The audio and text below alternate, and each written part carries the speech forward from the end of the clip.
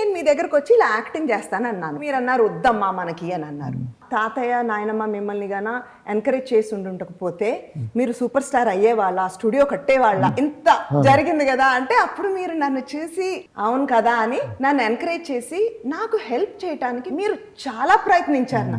నా acting career work out అవ్వలేదే అని మీకు బాధ అనిపించిందా? కొంచెం ఫీల్ అయ్యాను. ఫ్యాన్స్ నిన్ను ఒక సిస్టర్ లాగా ట్రీట్ చేసేవాళ్ళు. ఆ అమ్మాయి యాక్ట్ చేయడానికి వెళ్ళేదని కృష్ణారెడ్డి కటౌట్లు ఉండి పీకేసి ఎర్రగొట్టి కాలంలో వారేసి నాన్న గొడవ చేశారు. ఆ విషయంలో గానీ నా పెళ్లి విషయంలో గానీ చాలా బ్యూటిఫుల్ గా లవింగ్ గా అన్కండిషనల్ లవ్ తో హ్యాండిల్ చేశారు. లేదు, సంజయ్ని తీసుకుని ఓ రోజు ఆఫీస్కి వచ్చారు.